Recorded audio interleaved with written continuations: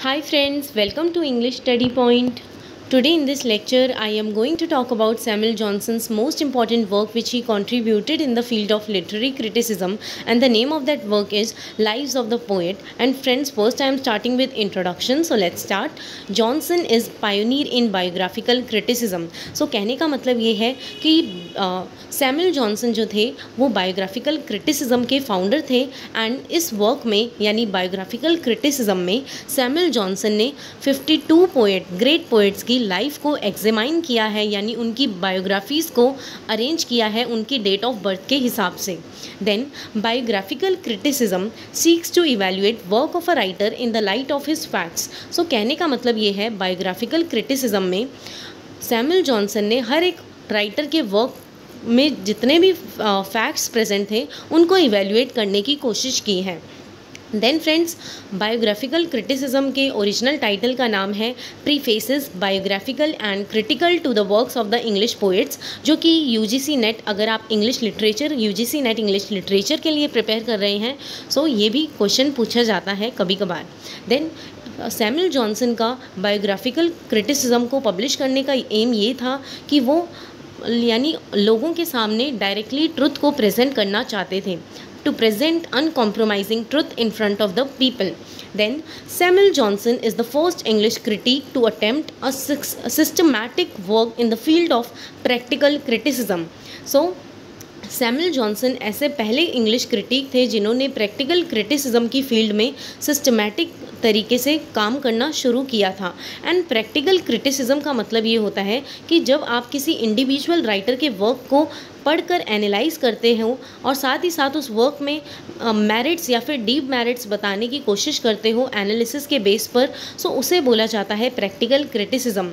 And इस work को Samuel Johnson ने थॉमस काउले की अब्राहम काउले की लाइफ से शुरू किया है एंड थॉमस ग्रे की लाइफ से एंडिंग करी है. एंड सैमुअल जॉनसन ने इस वर्क में 100 ईयर्स के पीरियड को कवर किया है. देन अब हम बात करेंगे कि सैमुअल जॉनसन के व्यूज़ क्या थे मिल्टन के वर्क्स पर. सबसे पहले तो सैमुअल जॉनसन बताते हैं कि मिल्टन एक प्योरिटन थे, एंड सैमुअल जॉनसन जो है वो मिल्टन से हेट करते थे क्योंकि मिल्टन जो है डेमोक्रेटिक प्रिंसिपल्स में और इम्प्रैक्टिकल फ़िलॉसफी में विश्वास करते थे. And because democratic principles and impractical philosophy was of his praise, he was very frugal and wasteful. So Samuel Johnson के अकॉर्डिंग मिल्टन जो थे वो बहुत ज़्यादा फ्रूगल यानी चीप राइटर थे और वेस्टफुल थे. एंड मिल्टन का जो वर्क है लाइसिडस, ये पोएम है मिल्टन द्वारा लिखी गई, इसे सैमुअल जॉनसन क्रिटिसाइज़ करते हैं एंड बताते हैं कि ये पोएम बहुत ज़्यादा इजी है, वल्गर है और साथ ही साथ डिस्कस्टिंग है. इसमें अनसर्टेन राइम्स, ये जो पोएम है ये अनसर्टेन राइम्स से भरी हुई है. इसमें डिसप्लीजिंग नंबर्स की भी प्रेजेंस है और साथ ही साथ इस पोएम में ऐसे वर्ड्स को सेलेक्ट किया गया है जो कि बहुत ज़्यादा हार्श है. Then surely no man could have fancied that he read Lycidas with pleasure hath he had not known its author. कि सैमुअल जॉनसन बता रहे हैं कि ऐसा कोई भी इंसान नहीं होगा जिसने लाइसिडस को पढ़कर जिसे मज़ा आया होगा, और अगर मज़ा आ भी गया होगा ऐसी पोएम को पढ़कर तो उस रीडर ने जो है इस पोएम को मतलब लिखने वाले ऑथर के बारे में मतलब उस रीडर को जान पहचान नहीं होगी. कहने का मतलब ये है कि सैमुअल जॉनसन कहना चाहते हैं कि अगर किसी ने भी लाइसिडस पढ़ी होगी उसे जो है मज़ा नहीं आया होगा इस पोएम को पढ़कर, और अगर मज़ा आया भी होगा तो उस रीडर को मतलब इस पोएम का ऑथर कौन है रीडर को ऑथर के बारे में पता नहीं होगा. लाइसिडस पोएम इज़ पेस्टोरल. सबसे पहले लाइसिडस जो पोएम है वो पेस्टोरल है, यानी सिंप्लिसिटी के अराउंड रिवॉल्व करती है. ये इस पोएम में जो है इनहेरेंट इम्प्रोबेबिलिटीज़ है और साथ ही साथ इसमें जो है रियलिटी को ये लैक करती है, यानी इमेजिनेशन इस पोएम में ज़्यादा है, इसमें कोई सिंपैथी नहीं है और ये जो है लोग जो है इसे इतनी इजीली अंडरस्टैंड नहीं कर सकते. So it lacks realism, it excites no sympathy, totally incomprehensible for the people. It is one of the book which the reader admires. So ये पहली ऐसी बुक होगी जिसे रीडर लोगों ने प्रेज तो करी होगी, यानी लोगों ने तारीफ़ तो की होगी.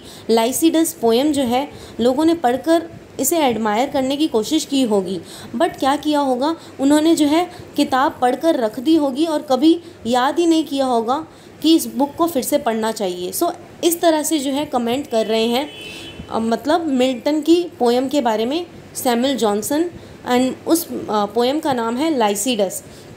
It is one of the book which the reader admires and lay down, and then he forgets ever to take it up again. When there is leisure for fiction, there is little grief. कि अगर हमें fiction पढ़ने में इतना मज़ा आता है ना, अगर ओरिजिनल फ़िक्शन वो होता है जिसे पढ़कर हम जो है फ़ील करने लग जाएं और उसे पढ़कर हमें मज़ा आए, और साथ ही साथ जो है हम लोग उस मतलब फ़िक्शन से जो है अपने इमोशंस को कनेक्ट कर पाएँ और ग्रीफ को फील कर पाएँ. बट ये जो लाइसिडस पोएम है ये बहुत ज़्यादा वल्गर है और डिस्गस्टिंग है according to Samuel Johnson. Then Comus, and ये भी वर्क है जो कि मिल्टन द्वारा लिखा गया है. सैमुअल जॉनसन जो है वो इस वर्क की, मिल्टन के इस वर्क की तारीफ़ करते हैं. Samuel Johnson praise this work because of its defence for virtues. So Milton ने जो है इस पोएम के अंदर, कोमस पोएम के अंदर जो है वर्च्यूज़ को डिफेंड किया है. सो इस तरीके से जो है सैमुअल जॉनसन इस वर्क की तारीफ़ करते हैं. Had this poem been written not by Milton, it would have claimed and received universal praise. So Samuel Johnson बता रहे हैं अगर ये पोएम कोमस अगर मिल्टन द्वारा नहीं लिखी हुई होती तो इस पोएम को जो है यूनिवर्सल प्रेज मिलती. अगर ये पोएम जो है मिल्टन द्वारा नहीं लिखी हुई होती तो ये पोएम जो है इस पोएम को यूनिवर्सल प्रेज मिलती, तारीफ़ मिलती. Then like Paradise Lost, Samuel Johnson defends Joseph Addison's criticism on Satan is offensive to a pious ear.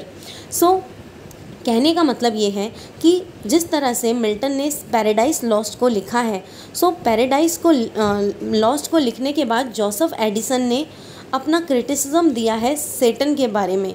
So Samuel Johnson उस चीज़ को डिफेंड करते हैं और बताते हैं कि जोसेफ एडिसन ने बिल्कुल सही क्रिटिसिज्म दिया है अपना सेटन के बारे में, क्योंकि सेटन जो है वो ईविल कैरेक्टर है पैराडाइज लॉस्ट में.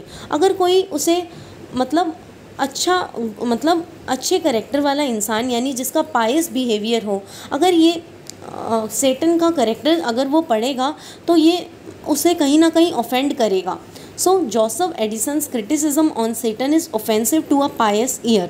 Moral value is essential part in Paradise Lost. कि moral values जो है वो बहुत ज़्यादा ज़रूरी है Paradise Lost के अंदर होनी चाहिए थी. एंड सैमुअल जॉनसन जो है जोसेफ एडिसन के क्रिटिसिज्म को बिल्कुल डिफेंड करते हैं और बोलते हैं कि जोसेफ एडिसन ने बिल्कुल सही तरीके से जो है सेटन को सेटन को जो है सही तरीके से जो है उस पर क्रिटिसिज्म दिया है जोसेफ एडिसन ने. क्योंकि अगर कोई सेटन जो है पैराडाइज लॉस्ट में ईविल कैरेक्टर है, सो अगर कोई उसे पायस ईयर यानी कोई अच्छा इंसान सेटन के कैरेक्टर के बारे में पढ़ेगा तो कहीं ना कहीं वो उसे ऑफेंड फील होने लगेगा. Then Milton sonnet. अब हम बात करते हैं कि सैमुअल जॉनसन के क्या व्यूज़ हैं मिल्टन के सोनेट के बारे में. In this poem there is no nature, कि इस पोएम के अंदर कोई नेचर को पोर्ट्रे नहीं किया गया. For there is no truth, इसमें कोई ट्रुथ भी नहीं है मिल्टन के सोनेट्स में. देयर इज़ नो आर्ट, कोई आर्टिस्टिक वैल्यू भी नहीं है और कुछ नया भी नहीं है. Then Samuel Johnson says Milton fail to appreciate the blank verse. So Samuel Johnson का कहना है मिल्टन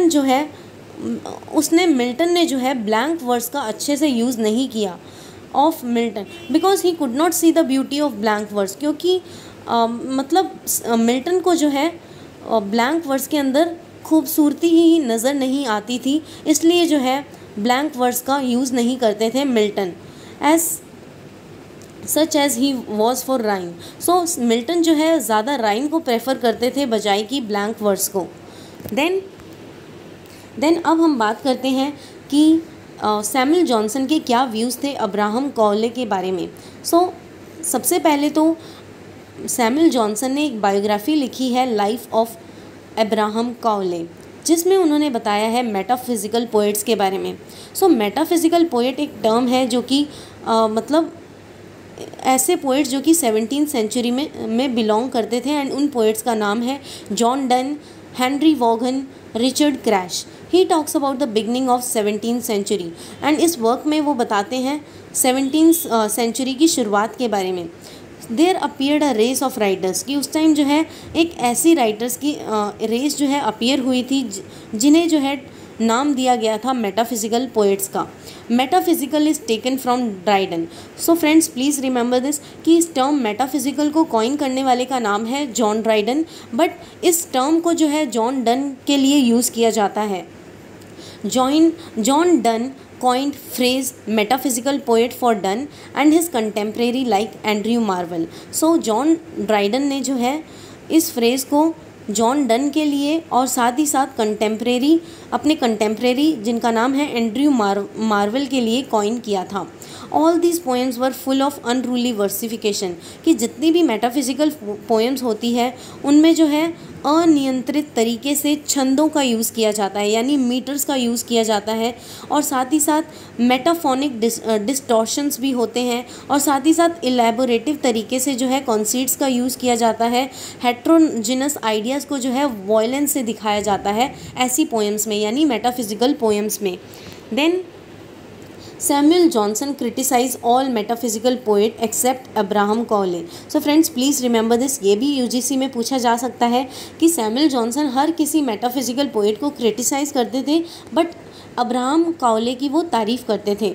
नाउ अब हम बात करते हैं सैमुअल जॉनसन के व्यूज़ ऑन शेक्सपियर, कि सैमुअल जॉनसन शेक्सपियर के बारे में क्या सोचा करते थे। Preface to Shakespeare, he recognizes the greatness of Shakespeare, कि सैमुअल जॉनसन जो है वो शेक्सपियर के वर्क में मतलब उनके वर्क्स में जो है ग्रेटनेस को देखते थे, in spite of being unable to reduce him to his principles.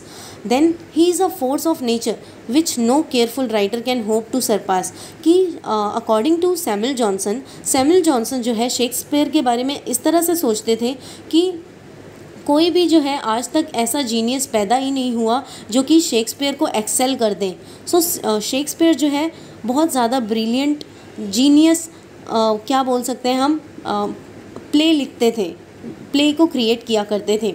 He is a force of nature which no careful writer can hopeful to surpass, कि जितने भी आज के मॉडर्न टाइम्स के राइटर हैं भले ही वो कितना ही अच्छा लिखने की कोशिश कर ले, बट शेक्सपियर के कंपैरिजन में वो कुछ भी नहीं है।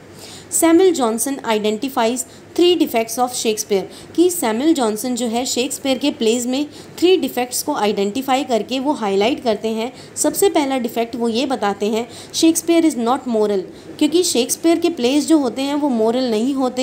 ही cares to please and portray life.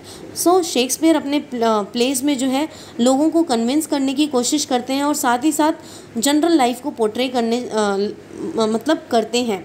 That it seems to be writing without moral purpose, and Shakespeare मतलब जितने भी प्लेस प्रोड्यूस किया करते हैं उन्हें लिखने का मोरल पर्पस नहीं होता।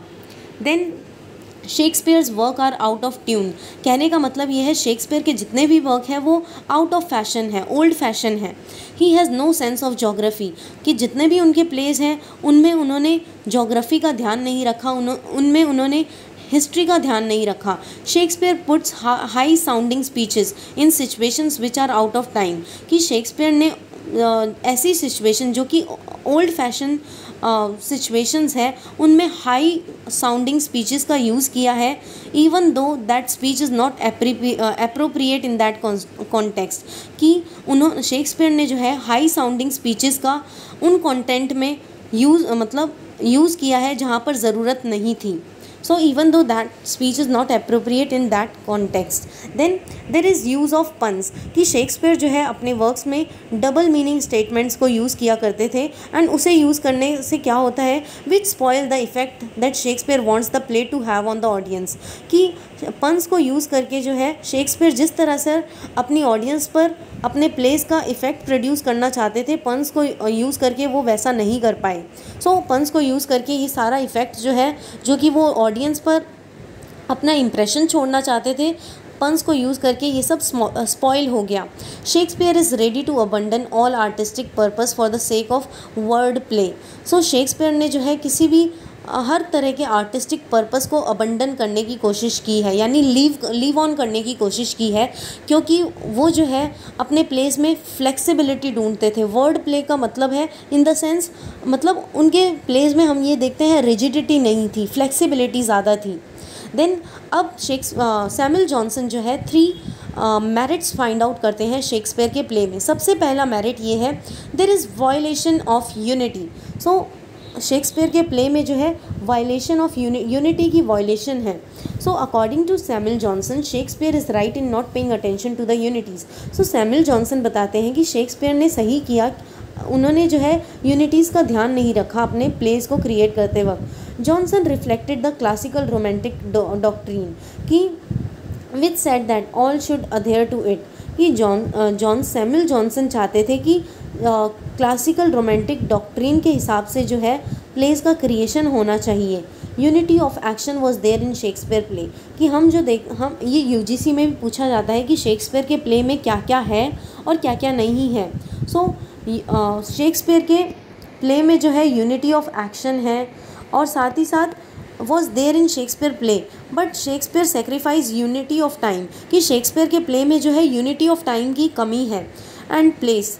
सो शेक्सपियर के प्ले में जो है यूनिटी ऑफ एक्शन है, बट यूनिटी ऑफ टाइम और प्लेस नहीं है फॉर द हायर पर्पस, क्योंकि शेक्सपियर जो है यूनिटी ऑफ टाइम और प्लेस को जो है इसलिए नहीं अपने वर्क्स में मेंशन किया करते क्योंकि उनका जो है हाई पर्पस होता है, और साथ ही साथ जो है ताकि वो जो है वैरायटी क्रिएट कर सके और अलग अलग तरीके से जो है इंस्ट्रक्ट कर सके अपने ऑडियंस को। सो इस कारण से जो है शेक्सपियर ने यूनिटी ऑफ टाइम और प्लेस को जो है नहीं फॉलो किया, सेक्रीफाइस कर दिया अपने प्लेस के अंदर। Then use of tragic comedy. So Shakespeare के प्लेस में हम देखते हैं ट्रेजिक और कॉमेडी दोनों का हम ब्लेंड देखते हैं। It is more pleasurable. So tragedy अलग होती है, कॉमेडी अलग होती है, और ट्रेजिक कॉमेडी अलग होती है।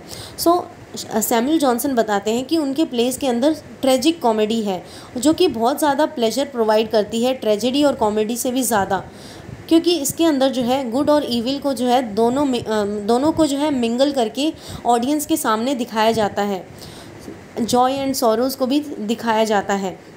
Using tragic comedy is holding mirror to nature, कि हम जो है ट्रेजिक कॉमेडी का यूज़ करके जो है शेक्सपियर क्या करना चाहता है, सोसाइटी का जो नेचर है उसको मिरर करना चाहता है ऑडियंस के सामने।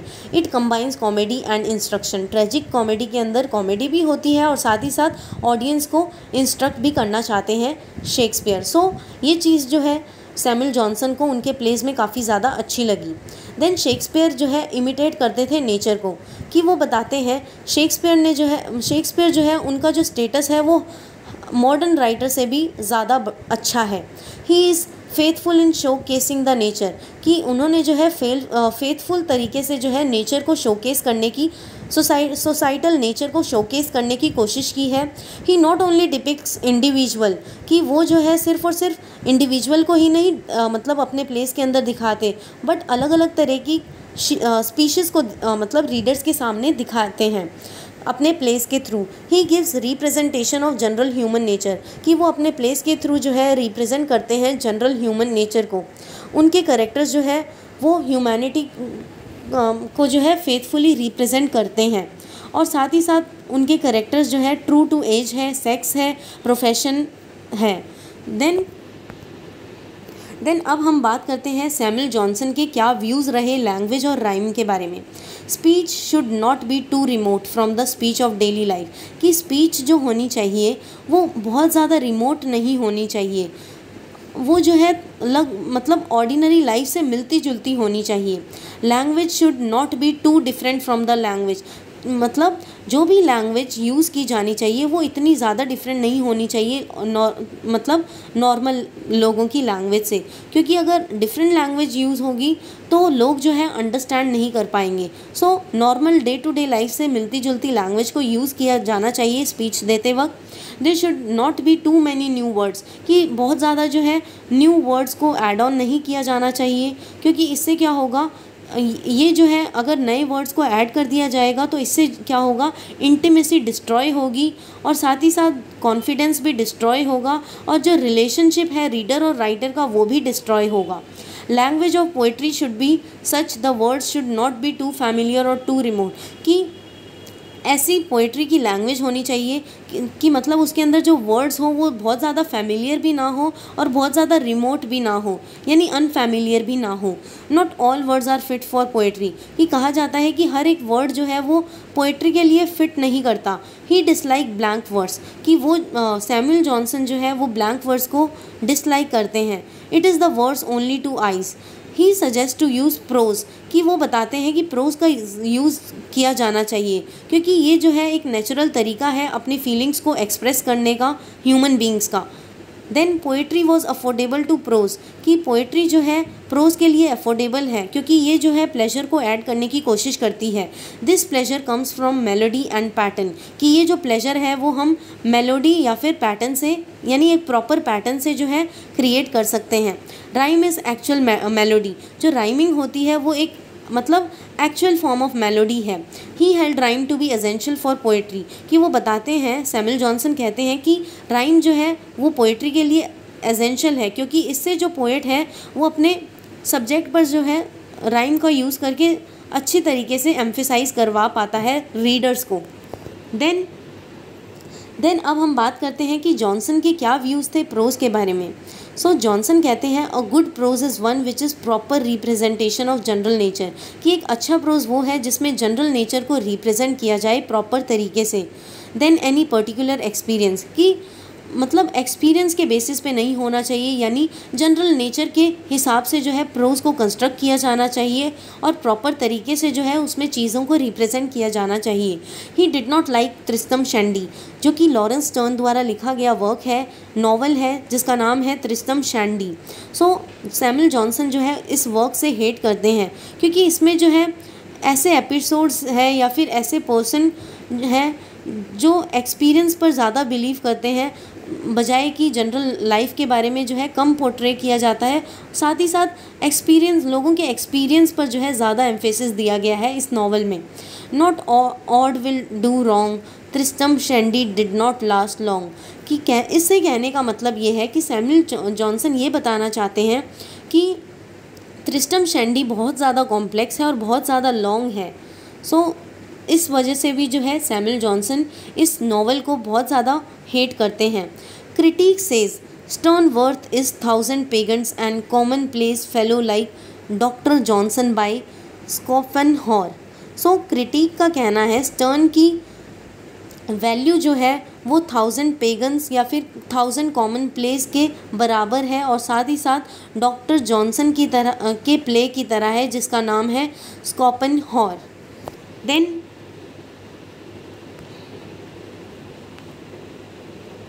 फ्रेंड्स अब हम कुछ इम्पॉर्टेंट क्वेश्चंस के बारे में बात करते हैं। सो इम्पॉर्टेंट पॉइंट्स के बारे में बात करते हैं जो कि यूजीसी में पूछे जा सके हैं। तो सैमुअल जॉनसन ने डिसअप्रूव किया मेटाफिजिकल पोएट्स को। There is mixture of biography and criticism in Samuel Johnson's work. So ये जो जिसके बारे में हमने बात की है इस लेक्चर में, सो उसमें जो है हम ये देखते हैं कि सैमुअल जॉनसन जो है बायोग्राफी के साथ साथ क्रिटिसिज्म भी दे रहे हैं अपना उन पोएट्स के बारे में, 52 पोएट्स के बारे में। Virginia Woolf borrow the idea of common reader from Johnson, to which particular work of Johnson does she remain indebted? Life of most eminent English poet in the essay on Thomas Gray. Shakespeare follow unity of action satisfactorily. So friends please इसे ध्यान रखना है, इसे भी UGC में पूछा जा चुका है। शेक्सपियर जो है यूनिटी ऑफ एक्शन को फॉलो करते हैं सेटिस्फैक्ट्री तरीके से। Unity of time place arise from false assumptions, कि ये कहते हैं कि यूनिटी ऑफ टाइम या फिर प्लेस जो है ये सारे फॉल्स अजम्पशन से अराइज होते हैं। In his view on death of Cordelia in King Lear is the ground not specified by Samuel Johnson, it was against the faith of the chronicles. Then friends, इसी के साथ ये lecture over होता है। And friends, please don't forget to like, share, comment and subscribe. Hope this lecture will help you in your UGC NET English literature exams.